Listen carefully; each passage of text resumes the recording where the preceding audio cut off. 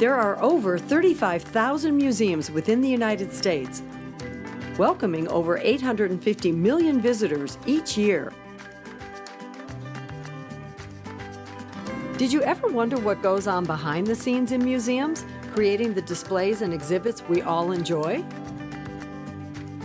Join us as we explore museums and their exhibits from the inside out. Hi, I'm Leslie Mueller. Welcome to Museum Access, the show that takes you to America's top museums to talk to the experts. Then we go behind the scenes to learn even more. We're in Washington, D.C., steps from the National Mall at the National Law Enforcement Museum. 20 years in the making, this museum opens its doors to tell the story of American law enforcement, past, present, and future. Today, we'll learn about the evolution of law enforcement, and we'll see just how complex it is to keep the public safe. This museum is loaded with interactive exhibits designed to give visitors a chance to walk in the shoes of these professionals. There's a training simulator where you can see how you'd react to dangerous situations. There's a 911 emergency ops center where you are handling the incoming calls. There's even an actual steel prison cell. We'll be going behind the scenes to watch as a real-life LA SWAT team member goes through the body casting process to create one of the incredibly lifelike figures on display.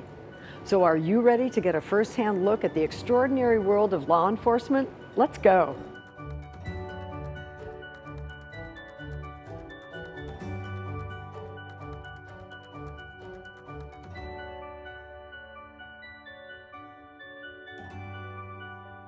Marsha, this is the coolest museum. I had no idea. I knew it was cool, but I didn't have any idea how much learning you could do in this space. Tell me about it. I agree with you. To come here and to experience this campus is an amazing experience regardless of what age you are or where you come from around the country. The National Law Enforcement Officers Museum was opened in October of 2018. So we're one of the newer museums in DC. But I will say this, we are probably the most interactive. You really are. So people can come and when they visit, they learn about a day in the life of law enforcement. And they learn about the history of law enforcement. I think it's essential to our country to understand law enforcement. I think it's essential for us to understand what it is like for our law enforcement officers to live every day and walk in the shoes that they walk in. Well, and when you think about it, to serve and protect, that's a huge order. And it doesn't matter what community you're in. I know there's exhibits that talk about the different communities in the United States, and every community probably has different needs, doesn't it? It does, and every museum has to serve a purpose. Sure. And it has to be very clear what that purpose is.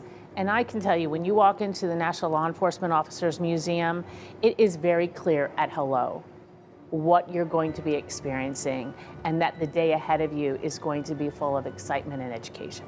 Now talk about excitement and education. I'm sure school children love coming in here. Do you have outreach programs for this? We do. So one of the things that we do is we fund Title I students to come in with their classrooms.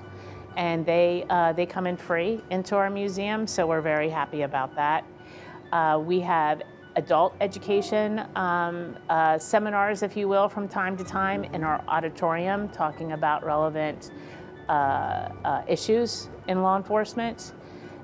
We offer education for seniors and discounts. Mm-hmm. So yes, we are focused on bringing in as many visitors as we can and serving the community and serving the nation.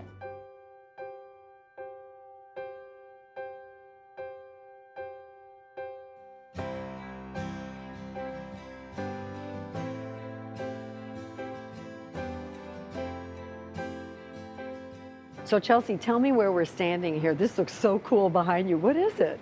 It's the corrections exhibit. So the jail cells that you see there are actual jail cells that were taken from Lorton Prison in Virginia when it closed 10 years ago.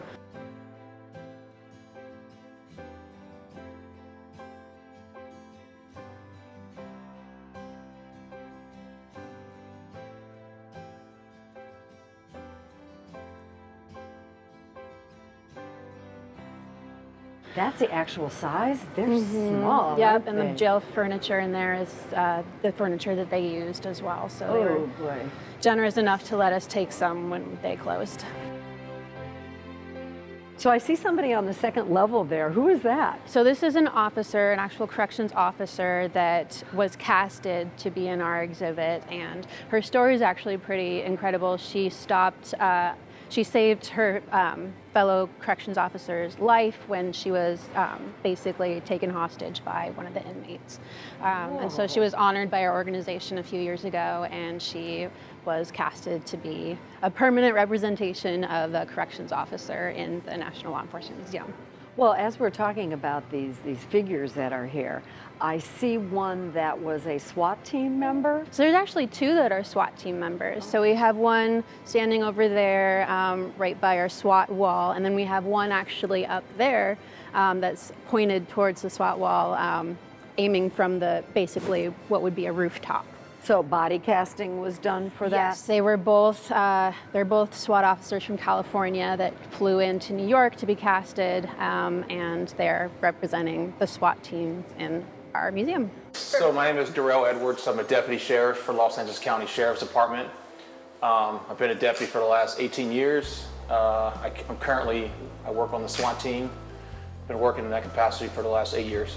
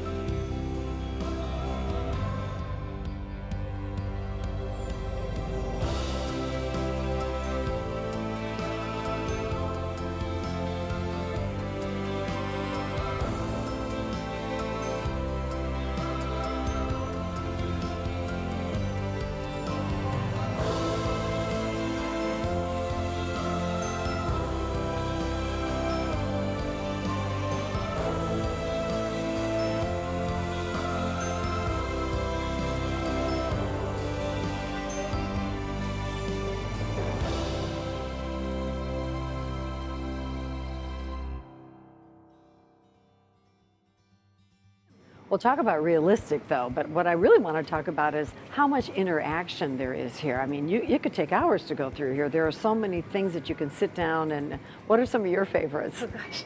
I worked on practically everything, so I have a few of them that I consider my babies. Okay. We have the Web of Law Enforcement, which is a big interactive wall where you can click on different cases and see how different law enforcement agencies interact to solve a crime. And they're real crimes located throughout the country. That was really fun to work on. We have our 911 operatives section that shows what it's like to be on the other end of a 911 call. I know we're going to take a closer look at that. Absolutely. Yeah. We have our Take the Case exhibit is very interactive, and that's our forensics themed exhibit, basically showing all the different fields that go into forensics and how interrelated with law enforcement that really is. And so a lot of the exhibits there are hands-on, so you can actually try to learn what it's like to solve crimes using forensics. Good impressions left at a crime scene can help solve a crime. An impression is a mark made by one object onto another. All types of things make impressions.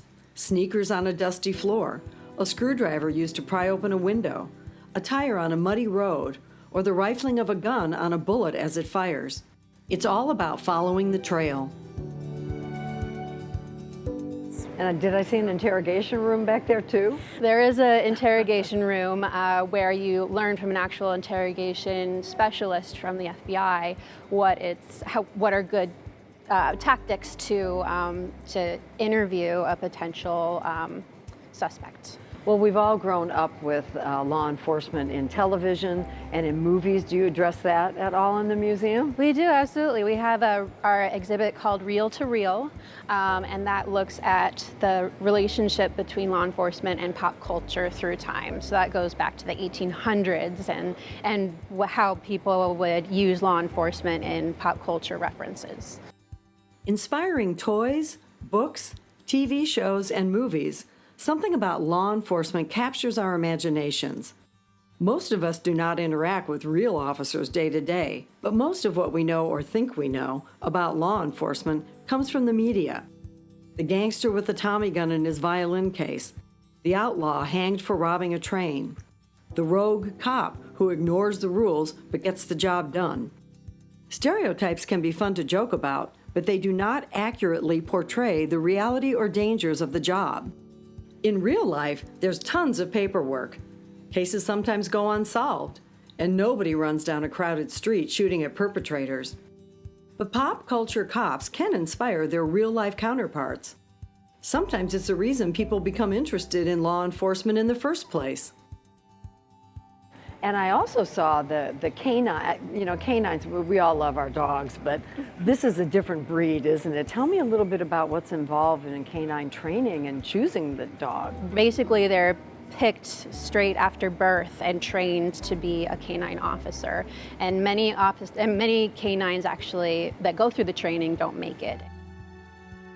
This is Troy Casey, head of training for the Boston Police Canine Unit.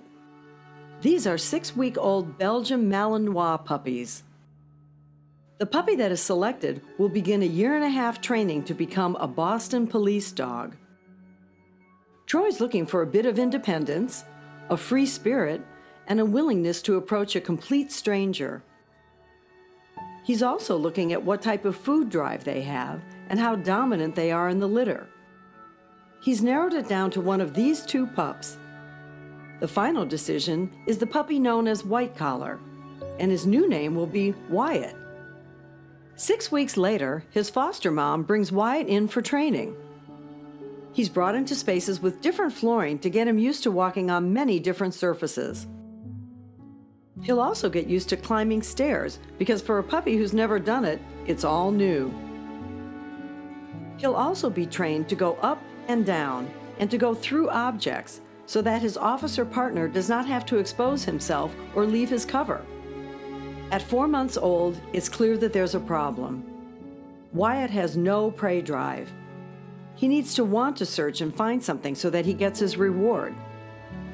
Unfortunately, he's displaying no interest at all. Wyatt will not become a police dog. Instead, he'll go back to his foster mother as a wonderful pet. Vigo, sit. So this is Vigo. He's 15 months old. This is my new dog that I'm training for patrol now. And eventually we'll train him for bomb work as well.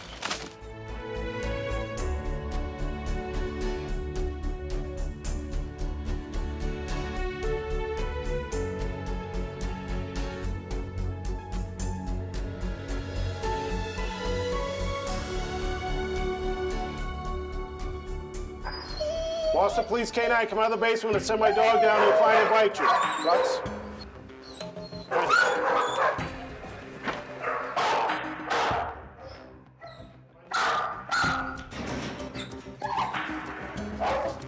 On a building search, if you find a felony suspect that broke into a building, committed some type of crime in there, they refuse to come out of the hiding spot. You don't know if they're armed or not. They could be laying in wait for you.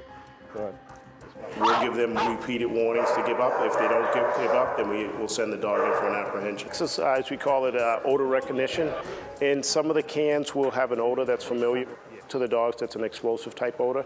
And we're looking for the dogs to search for it, and then when they find it, indicate by either sitting or down.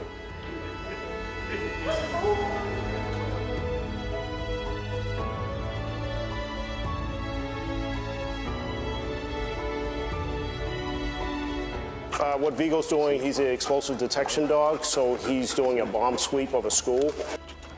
Vigo, hop seat. And when we came into this area, he went into odor and gave me an alert, which is a change of behavior, and then an indication, which is either a sit or a down, that he's found an explosive odor. And then I will reward him for it. Good boy. He's doing excellent right now. He's certified with Boston Police as well as the ATF, and he's working the road right now.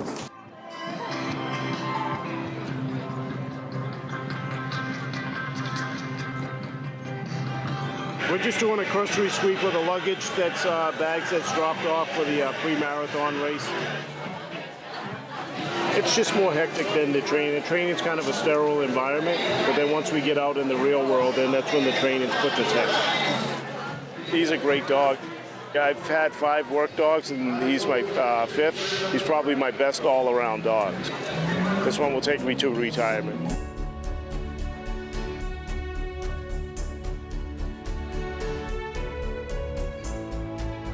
The bomb suit, also known as an EOD, an explosive ordnance disposal suit, is made of rigid and soft armor. Bomb suits are designed to hinder 4 main threats in an explosion: overpressure or shock wave, fragmentation or shrapnel, impact, and heat. An exploding bomb's destructive force increases by an exponent of 3 with every step towards the bomb. The difference of a few feet can mean life or death. As technology evolves, companies try to make the suits safer, lighter weight, and more mobile. Well, and I also noticed this Harley Davidson. Tell me about what we're looking at, this motorcycle.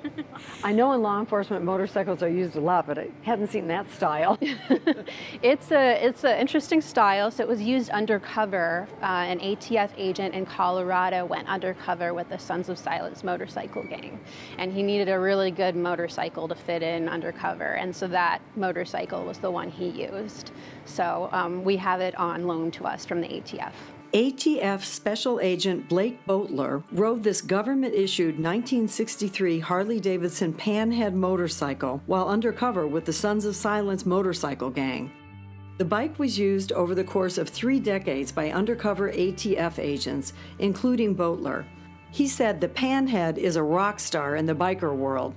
It made it easy to meet outlaws. When he began gathering information on the Sons of Silence motorcycle gang, he had no idea it would take 2 years. Called Bo by the gang, he infiltrated the Sons of Silence from 1997 to 1999.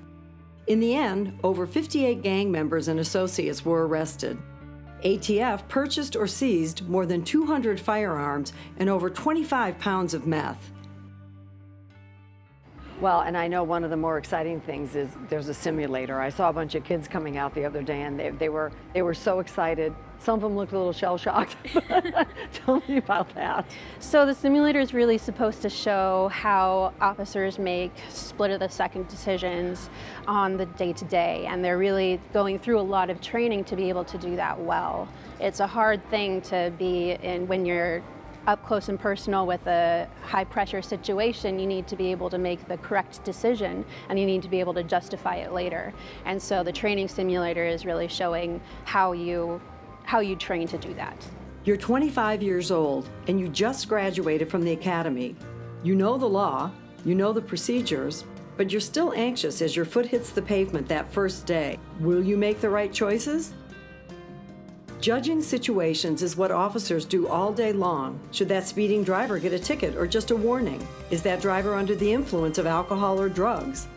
Is the suspect armed or just reaching for a cell phone? 6 to 9 months of training at the academy helps prepare officers for the endlessly unexpected things that can happen on the street.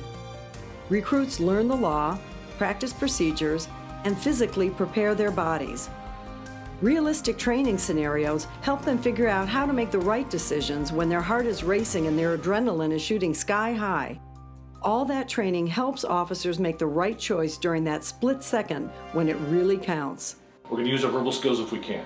They don't always work, but we need to try them first. So if I can't see the bad guy's hands, I want to make sure that I tell him I want to see his hands. Okay. Show me your hands, show me your hands. We do one command for one compliance, so that he fully understands what I expect of him.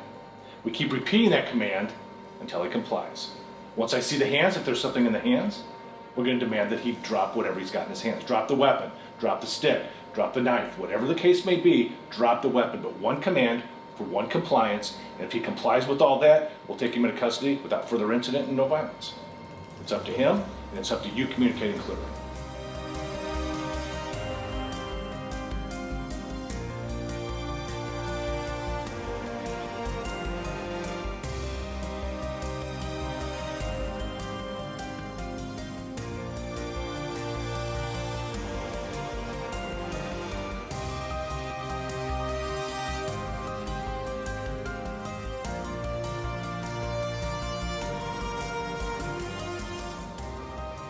Drop the weapon.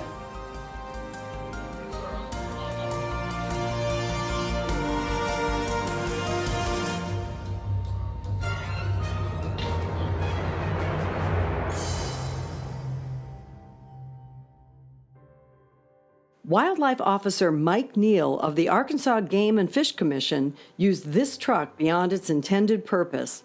A father and son with AK-47s had just killed 2 police officers. A sheriff and chief deputy tried to stop the suspects in a parking lot when the gunman opened fire. Officer Neal was the first backup to arrive. He rammed this truck into the suspect's van through a hail of gunfire and survived. Dial 3 simple numbers, 911, and connect to a complex communication system built to send help to those who need it. On February 16, 1968, the first call was made using the national emergency number 911. Soon after, towns, cities, and counties across the United States adopted 911. More than 50 years later, 911 is the most recognized number in the country. Every year, people in the United States make more than 250 million calls to 911. Answering those calls are highly trained 911 call takers who efficiently gather the information needed to send help. A dispatcher will assign the call to specific officers and send fire and emergency medical services if required. It's a complex system distilled into 3 simple numbers, 911. So here we are at the 911 Emergency Ops exhibit. It's an interactive where you get to basically be in the shoes of a 911 operator. This is so cool, Chelsea. So we put the headsets on. So we put the headsets on, yep, and then we're gonna touch to begin. So this interactive is basically putting you in the shoes of a 911 call operator. So this is generally what it would look like when you're behind the screen and taking these calls. So maps, dispatch activity, call list, okay. Yep, and then so here, it gives you a little explanation of what you're supposed to do when you answer a call, what sort of questions you're supposed to ask when they give you information. What is the location? Is anyone hurt?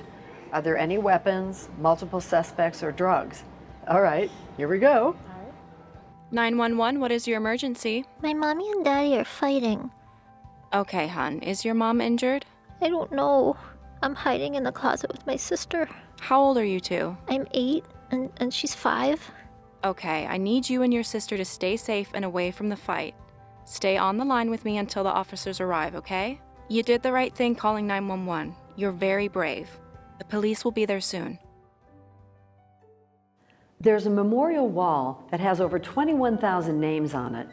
A reminder of those in law enforcement that use instinct and courage to protect others, but unfortunately paid the ultimate price.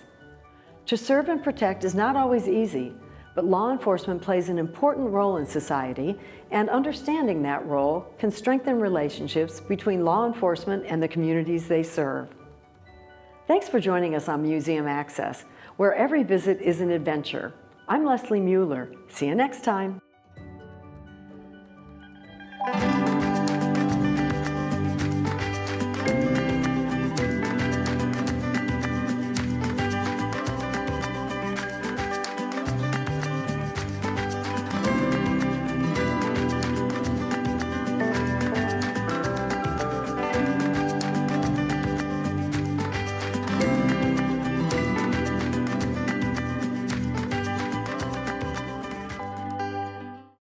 Made possible by TFI Envision, the connection to conversion agency. Palomino Restaurant Group, 25 years of creative cuisine. ML Capital Partners, building the businesses of tomorrow today.